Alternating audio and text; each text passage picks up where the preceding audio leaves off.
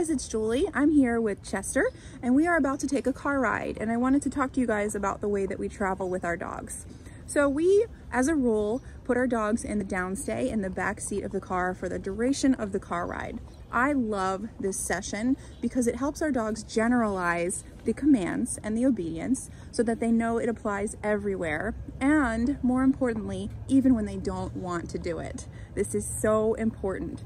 Many dogs have an association with the car that includes overexcitement and over-arousal. And that means they can't be controlled in the car. They're usually pacing all over the place.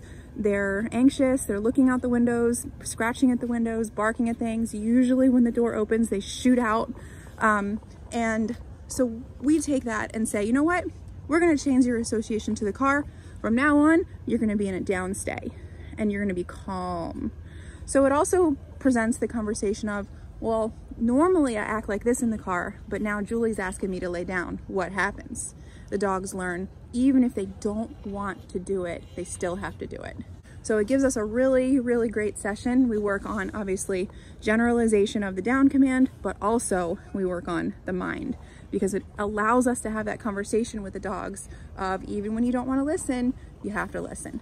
And it's not only the safest way to travel with a dog, but it's also helps them stay really calm. So instead of getting to your destination and having a dog who's like spring-loaded and just built up all this energy in the car, you've got a dog who's calm and that you can invite out calmly. All right, guys, we just got to Gabby's house. I just stopped the car. For a lot of dogs, a trigger for popping up out of their downstay is the car stopping, whether that be at a stop sign or a stoplight or when you get to your destination. It's a trigger for whining, anticipatory, and just popping up and getting elevated. So whenever they pop up, all you have to do, granted, assuming your dog has been properly trained on obedience with the remote collar, is you're going to say no, and you're going to click the remote, and they should go back down. It's kind of like a game of whack-a-mole at first.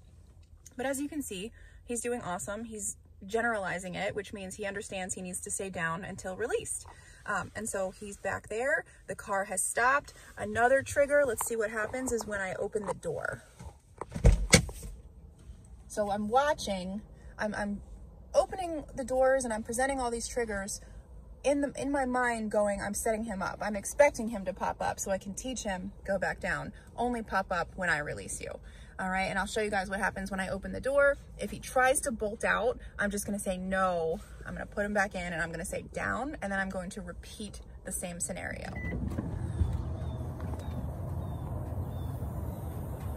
Beautiful. This dog learns really fast, and once he understands something, he doesn't keep making the same mistake. So not only do I not want him just running out into the street, because we're on a main street here and I don't want him to get hit by a car, I also want him to stay in his downstay to keep his mind calm, and also to wait for me to give permission. Everything is permission based, and this will affect the overall quality of his entire life. It's going to help him listen to his owners at all times. We've got people, we've got distractions, and I'll show you how I release him. I'm gonna undo the tie back. This is just for safety, right? Because I know he's probably not gonna pop out because of the work that we've done, but let's say I park in a busy area and he does pop out. He's gonna hit the end of this leash and he's not gonna make it into the street and get hit by a car. I'm gonna undo the tie back. So now that I've got my leash, I've undone my tie back. He's looking at me going, I'm waiting for you. Break. Nice and calm, good boy.